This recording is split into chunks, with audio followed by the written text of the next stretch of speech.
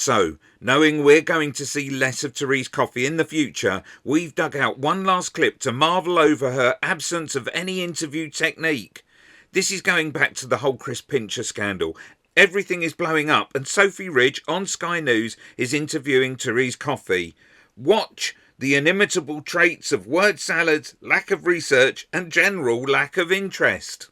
Was the Prime Minister aware of allegations around Chris Pincher's behaviour when he was made Deputy Chief Whip in February? Well, I've just said to you, I'm not involved in any of those direct conversations. Well, why don't you ask? I don't. You know, I get. You know, perhaps it's easier just to be able to come on these programmes and say, look, I don't know, so who knows?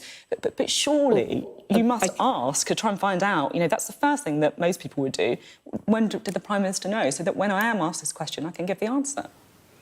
Well, as I've just outlined to you what has been suggested in terms of things were referred, but nevertheless, when somebody phoned the Prime Minister, particularly on Friday, I think it was, he agreed with the Chief Whip that the whip should be suspended. Sorry, I genuinely don't understand that sentence. That it was suggested and things were referred. I don't. What does that mean? Well, I think it's been well laid out, Sophie, that when the appointment for becoming Deputy Chief Whip again, moving from a different ministerial post, it was went through vetting process like normal. But as I say, I'm not directly involved in those discussions. I'm not going to try and do so, and I'm not part of that more general kind of rumour, speculation mill within Westminster.